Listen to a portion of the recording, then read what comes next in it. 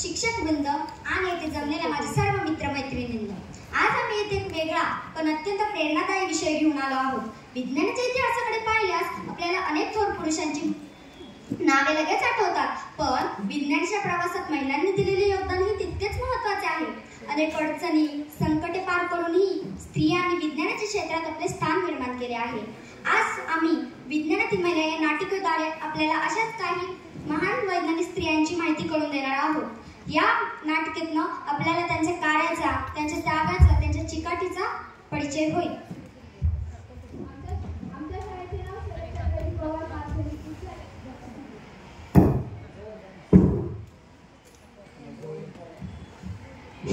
आमच्या शाळेचे नाव शरदचंद्रजी पवार माध्यमिक विद्यालय वडू बुद्रुक तालुका शिरूर जिल्हा पुणे. तर आमच्या नाटिकेचा विषय आहे विज्ञानातील महिला. तर नाटिकेतील 4 प्रमुख पात्रांची मी तुम्हाला ओळख करून देते. नमस्कार, मी सुमन. या नाटिकेत माझे मुख्य पात्र मी निभावत आहे.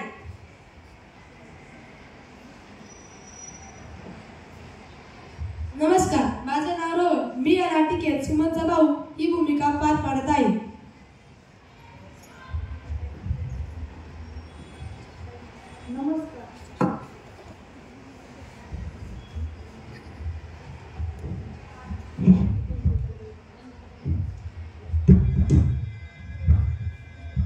नमस्कार, मी या नाटिकेमध्ये सुमनच्या वडिलांची भूमिका पार पाडत आहे.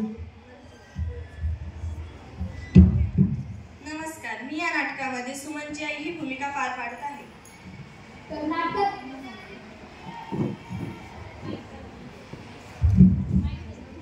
नाटकातील विज्ञानातील महिला तुम्हाला प्रत्यक्ष नाटकातच पाहायला मिळतील.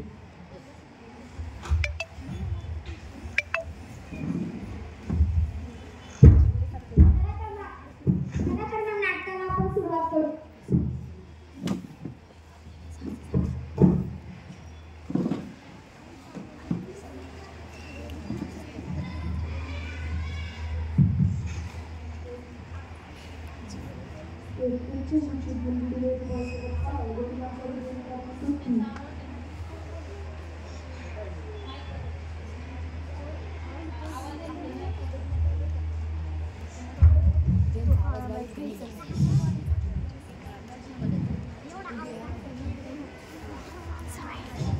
एक उच्च शिक्षित मुलगी डिलिव्हरी बॉय सोबत फार वडिलांचा हृदयविकारने मृत्यू.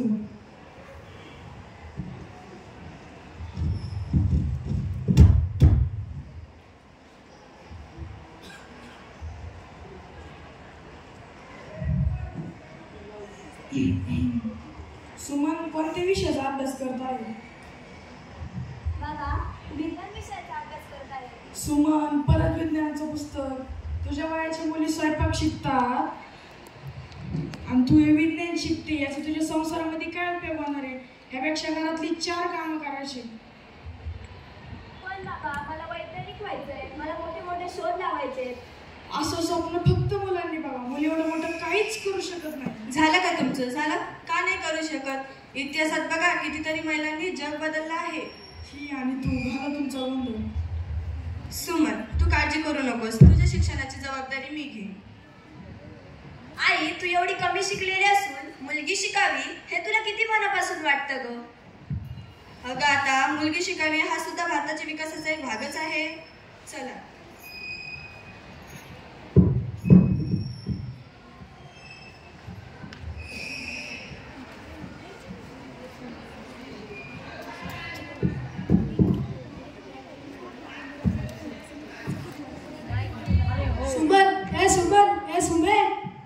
काय रे? हे बघ, बाबांनी माझ्यासाठी नवीन बॉल आणलाय. वा, किती छान. कालच तर सांगितलं होता, आज घेऊन सुद्धा आली. हो का? काल मी पण बाबांना एक मोटर आणायला लावली. कदाचित ते विसरली असतील. ते सगळं सोड. ऐक ना, मी एका विज्ञान प्रदर्शनामध्ये भाग घेतलाय. तर तुम्हाला विज्ञान प्रदर्शनामध्ये मदत करशील का? काय विज्ञान प्रदर्शन? किती बोरिंग विषय आहे तो. काय ते फॉर्म्युले, किती त्या थिअरीज. मला ते अजिबात आवडत नाही. असं का बोलत आहेस तू? तुला माहित तरी आहे का, माझ्यासारख्या मुलींना काही काळापूर्वी शिकणं यश शक्य होतं आणि आज आपण ते शिकतोय, ज्याचा शोध महिलांनी लावला आहे. एवढा त्रास कशाला घ्यायचा त्यांनी? काय गरज होती एवढं सर्व करायची? अरे त्यांनी एवढा त्रास घेतला म्हणून तर आज आपल्यासाठी खूप गोष्टी सोप्या झाल्या आहेत. ते म्हणतात ना, विज्ञान आपलं भविष्य घडवणं आणि मला ते सगळ्यांना दाखवून द्यायचं आहे. मग मी काय करू? तू काय नको करू. उद्या जर मी तुला विज्ञानातील एक गंमत दाखवली तर तुम्हाला विज्ञान प्रदर्शनामध्ये मदत करशील ना? चल ठरलं तर मग उद्या तू मला गंमत दाखव आणि मी तुला मदत करतो. ठीक आहे, चल. खूप रात्र झाले, चल झोपायला.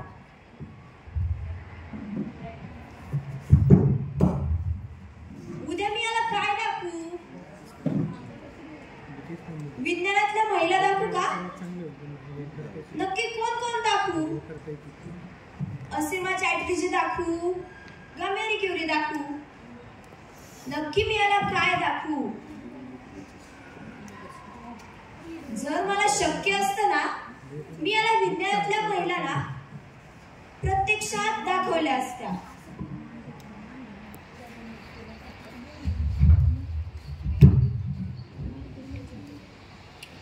तर पाहिलं, आपल्या नाटकाची नायिका सुमन तिच्या भावाला गंमत दाखवण्याच्या विचारात झोपी जाते. चला तर मग पाहूया स्वप्नात ती पुन्हा कोणाला भेटते. रोहन, चल पटापट चल.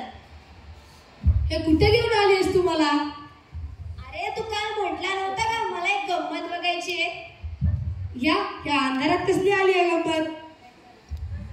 अरे हा अंधार नाही, तर आज आपण चक्क विज्ञान रसिकांना भेट देण्यासाठी आलो आहोत. विज्ञान रसिक म्हणजे काय? अरे येड्या, शास्त्रज्ञ.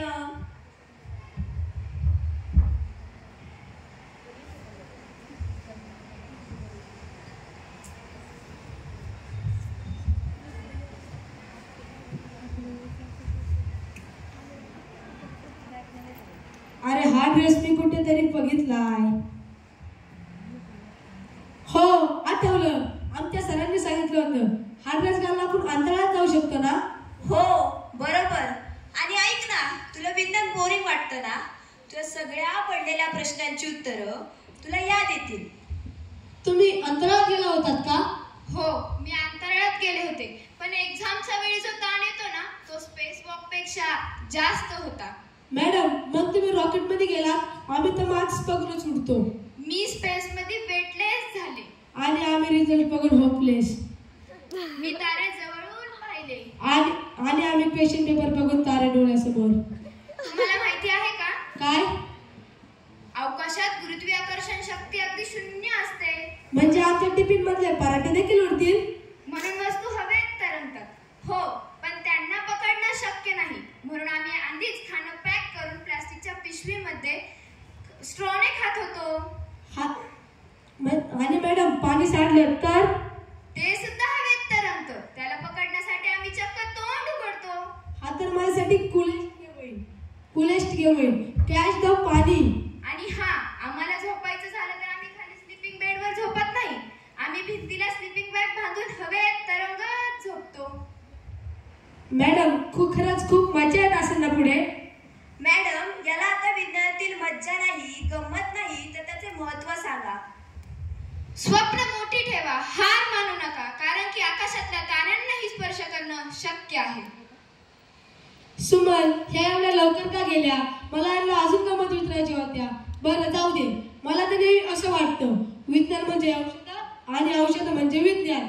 तर औषध निर्मितीच्या क्षेत्रात आहे का एखादी महिला? औषध म्हटल्यावर असीमा चॅटर्जी. चल मी तुला असीमा चॅटर्जींना भेटवते. नमस्कार, मी असीमा चॅटर्जी. नमस्कार मॅडम. ह्यांनी काय शोध लावला? मी औषध निर्मितीमध्ये संशोधन केले. मलेरिया, कॅन्सर आणि एपिलेप्सीवर औषधं तयार करण्यासाठी वनस्पतींचा अभ्यास केला. मॅडम, म्हणजे झाडं हीच तुमची फार्मसी होती का? हो, निसर्ग ही सर्वात मोठी प्रयोगशाळा आहे. मॅडम, तुम्ही एवढं संशोधन केलं, संशोधन करताना कधी स्फोट झाला नाही का? स्फोट नाही, पण एकदा रसायन गरम करताना एवढा धूर झाला की संपूर्ण प्रयोगशाळा धुकट झाली. वाटलं आज तर औषधांची जादूगारणी झाली.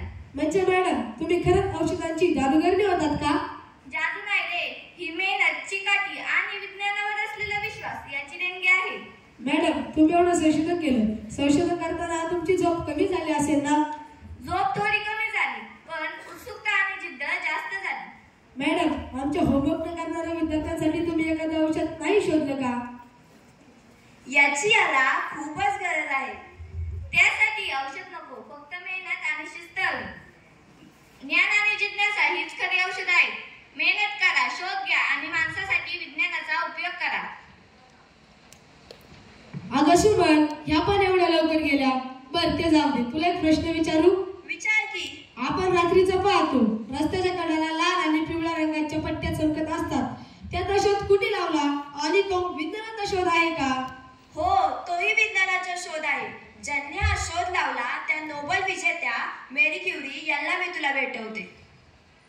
नमस्कार, मी मेरी क्युरी. नमस्कार मॅडम, तुमच्या रेडियम संचलनावर काही माहिती सांगाल का? हो, मी रेडियम आणि पोलोनियम ही मूलद्रव्ये शोधली. मॅडम, म्हणजे तुम्ही रेडियमच्या लक्ष प्रकाशात होमवर्क लिहिला का?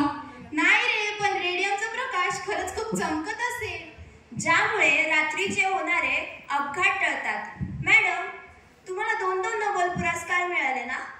हो, फिजिक्स आणि केमिस्ट्री दोन्ही.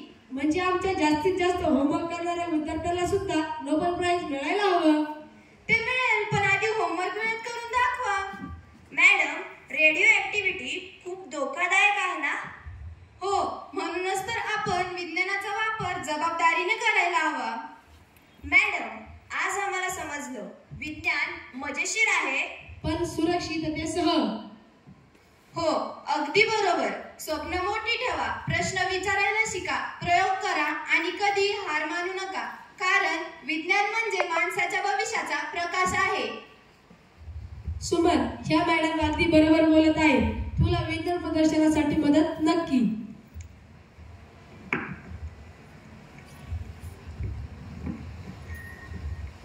तर मित्रांनो, या महिलांनी समाजातले अडथळे, परंपरा झुगारून विज्ञानात अमर योगदान दिले. त्यामुळे ते सर्वांसाठी प्रेरणादायी दीपस्तंभ आहे. मित्रांनो, विज्ञान मुलगा आणि मुलगी भेद मानत नाही. जर जिज्ञासा, परिश्रम व कष्ट असेल तर कोणालाही विज्ञानात महान कार्य करता येते. चला तर मग ठरवूया, ज्ञानाची आवड कधी कमी होणार नाही. प्रश्न विचारत राहू, प्रयोग करत राहू व विज्ञानाच्या प्रवाहात आपले योगदान देत राहू. धन्यवाद.